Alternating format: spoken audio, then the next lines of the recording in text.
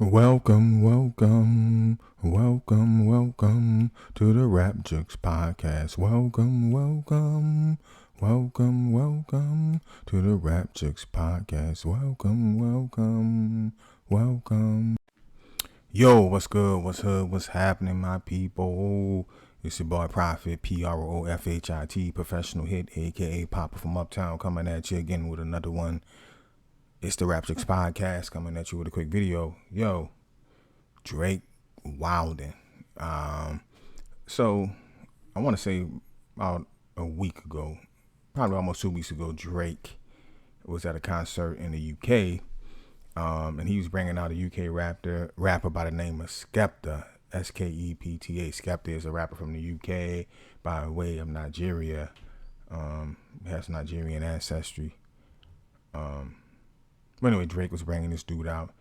And when bringing him out, he said, nobody can out-rap London. Nobody. No disrespect to America.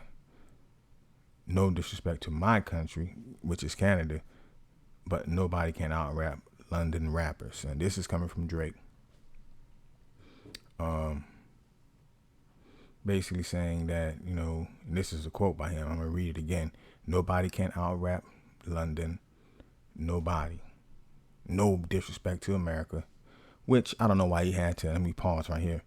Why he had to bring America in it, man. He could have just gave London rappers props without bringing America in, but he decided to just bring America in. He always also said no disrespect to my country, Canada, but nobody can out-rap London rappers.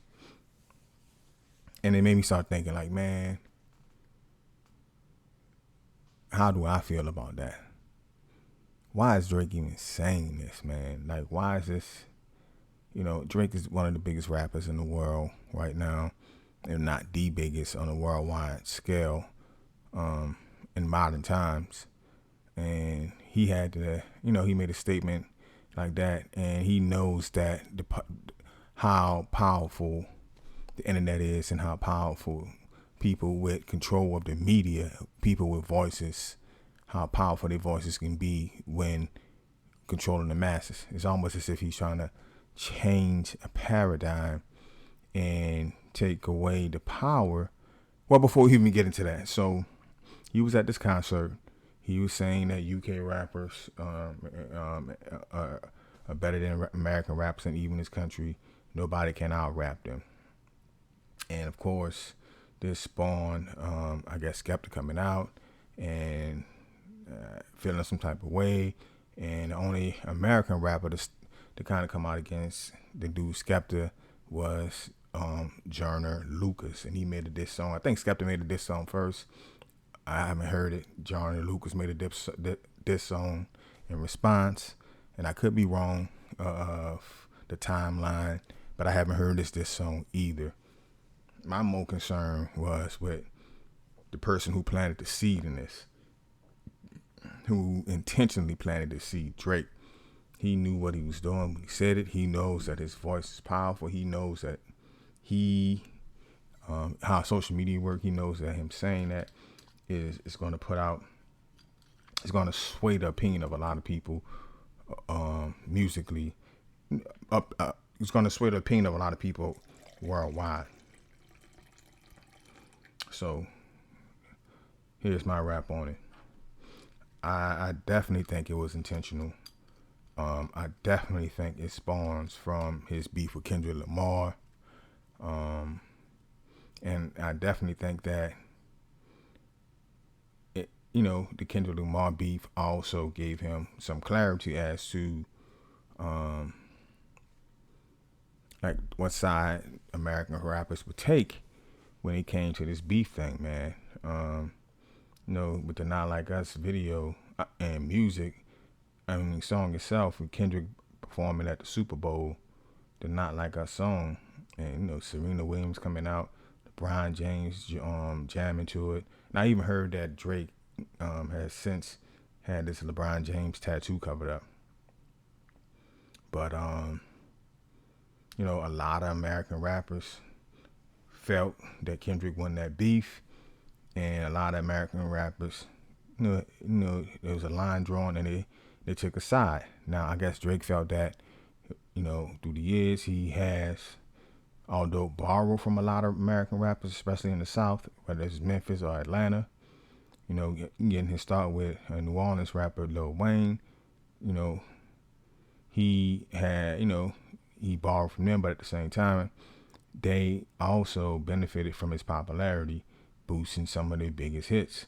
So I guess he thought that would have been enough for them to at least come out, be vocal, and take a side. Now, a lot of these people who have collaborated with him, whether it was from 21 Savage, Titty Boy, 2 Chainz, even his former boss, Lil Wayne, I think they kind of just remain neutral. I think Wayne, of course, supported Drake, but they kind of remain neutral in the beef and let Drake handle his beef like a man. Nobody stepped up and try to come along and save Drake or protect Drake from the onslaught of Kendrick's beef. Now, this statement was made intentionally to change the paradigm in what the world, or who the world believes have the best rappers. Rap was created in America, particularly New York. For years, we've been number one, and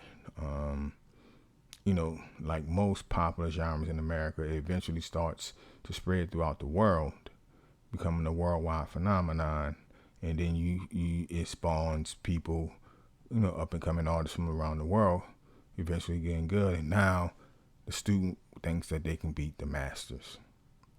Same thing is happening in basketball, and the U.S. for years, in the Olympics, they only sent our college kids to play in the Olympics against the pros from other countries, and then, eventually the students start thinking that they can beat the teachers, and the U.S.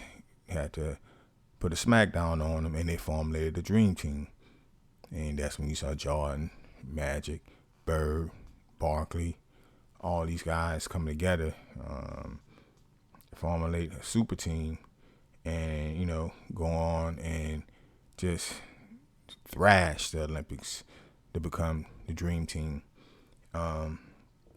So they put a halt to it, and I think that Joyner Lucas, he although he did step up for American rappers, I think that other American rappers need to, just keep an eye on this thing to watch to see what's going to happen.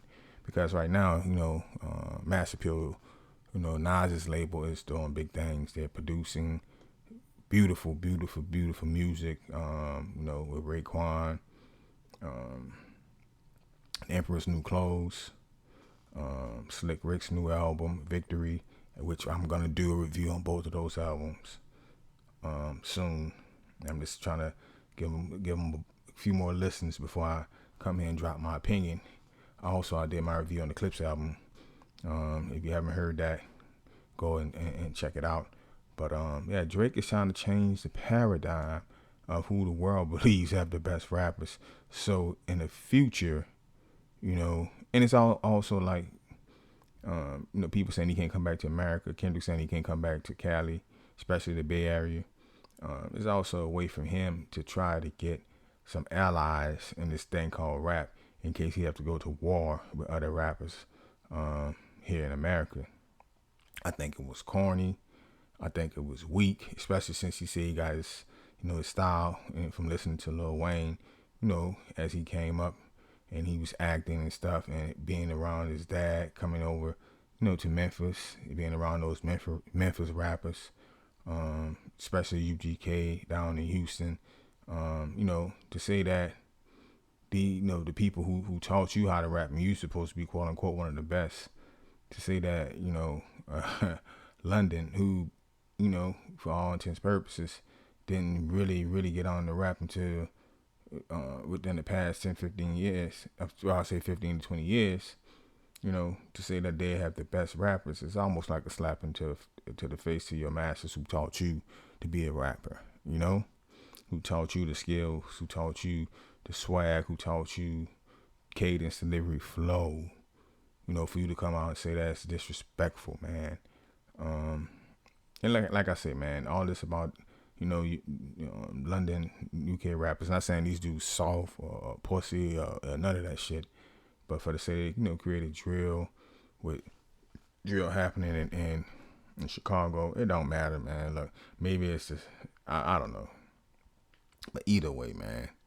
Like to say that anybody had better rappers worldwide than U.S. rappers, and I'm biased because I'm a U.S. rapper and I listen to U.S. rappers, and there's so much U.S. rap that's coming out and that continues to come out. It's kind of hard for me to have time to go listen to somebody from another country, and that's no disrespect to none of them dudes, man.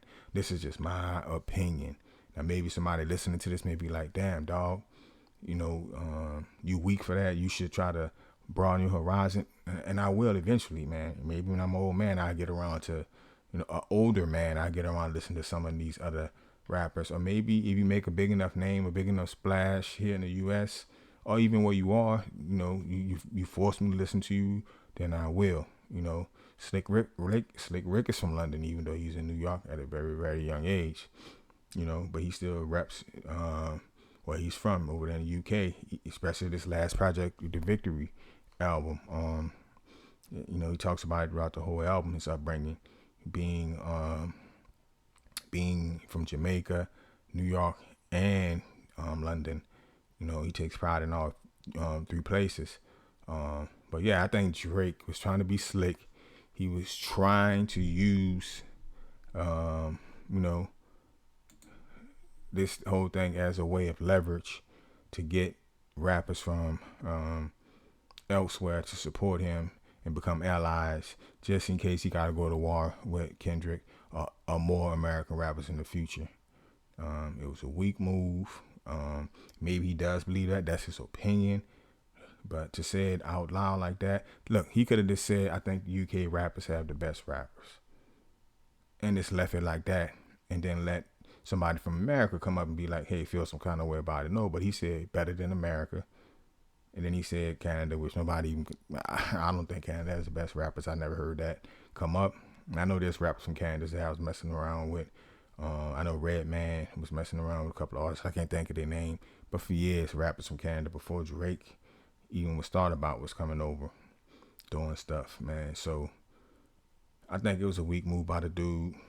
He's always doing fake shit, from fake apps to this corny, man. The way he uses the N-word with the hard ER.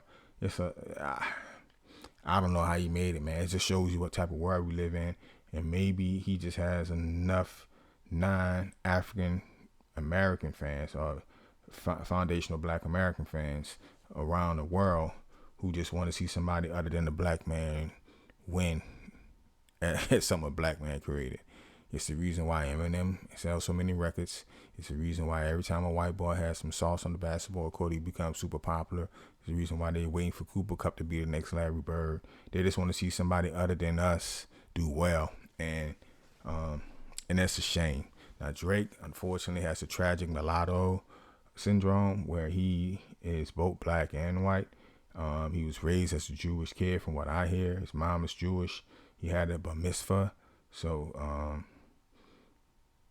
I don't know where his allegiance lies. Maybe, he loves both sides, but at the same time, you kind of like tend to go with and support the people you were raised around.